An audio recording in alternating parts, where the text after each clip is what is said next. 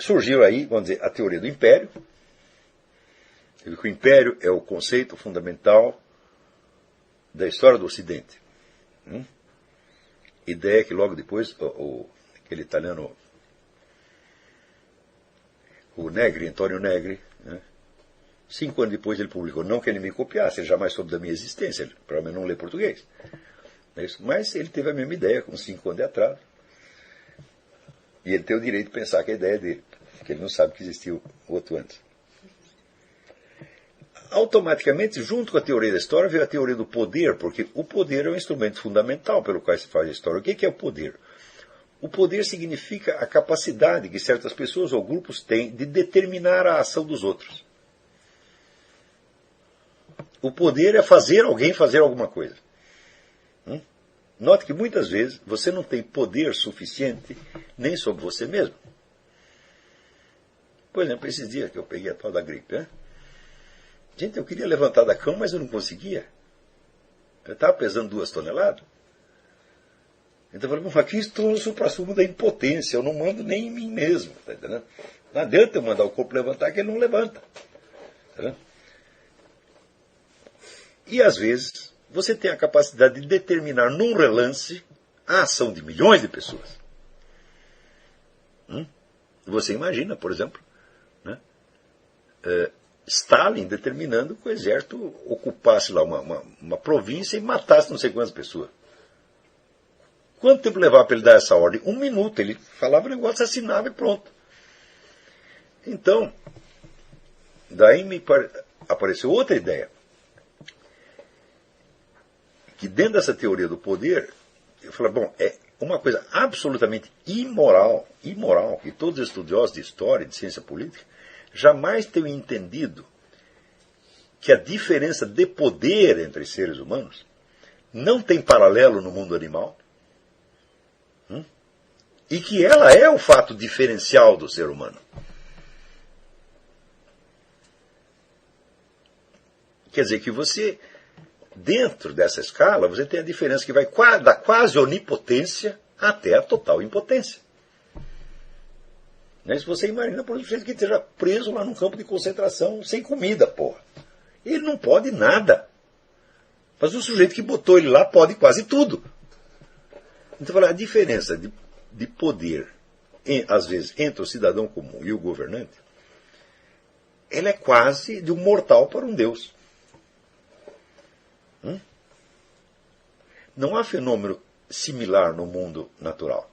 Eu digo, mas como é que ninguém percebeu isso? E todo mundo estranha a diferença de poder como se ela fosse uma anormalidade. Eu digo, mas ela não pode ser uma anormalidade porque ela é a base da história humana. Não existe ação histórica sem uma diferença imensa de poder. Se todos tiverem o mesmo poder, não tem história. Quer dizer, a história é a organização do poder e o exercício do poder. Eu digo, os caras parecem que nunca pensaram nisso. É um absurdo. Mais ainda, o desconhecimento deste fato tem consequências na ordem política que são uma coisa terrível. Por exemplo, se nós não sabemos que a desigualdade de poder é inerente à constituição da sociedade humana, nós também não sabemos que quanto mais se aperfeiçoar, entre aspas, esta sociedade, isso é, quanto mais ela se racionalizar, no sentido de Max Weber, maior será a diferença de poder. Maior e não menor. Se você pega aí no tempo do homem de Neandertal, você pega um chefe de tribo, quanto poder ele tinha?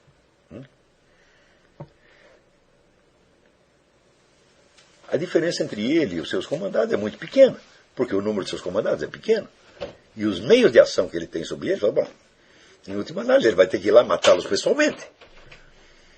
Não é isso? Agora, você veja os meios de ação à disposição de qualquer governante moderno. Eu não estou falando de ditadores, eu estou falando de qualquer governante, mesmo de países, entre aspas, democráticos. A diferença é imensurável. Hoje, por exemplo, o governo pode saber tudo a seu respeito. Ele sabe sua vida econômica, sua vida social, sua vida profissional, seu imposto de renda, sua vida sexual, as amizades que você tem. Tudo, tudo, tudo, tudo, tudo, tudo, tudo.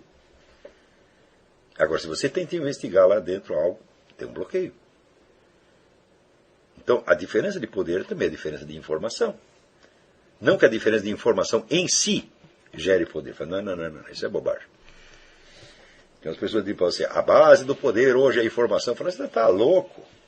Você está louco. Eu tenho informação que acaba mais e não mando nada, pô. Você pega eu e o Barack Obama, eu sei 1000 vezes mais que o Barack Obama.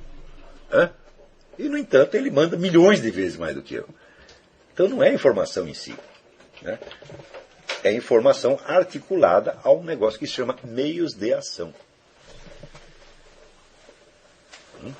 E se você não tem meios de ação, você não age, então você não faz nada. Então, vamos dizer, por exemplo, para você saber o que um determinado político, um governante vai fazer numa certa época, a primeira coisa que você tem que investigar é quais são os meios de ação.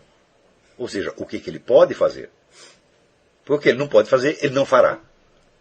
Isso é muito simples. Né? E está aí uma coisa que praticamente todos os analistas políticos do mundo ignoram. Eles não sabem o que são meios de ação. Por exemplo,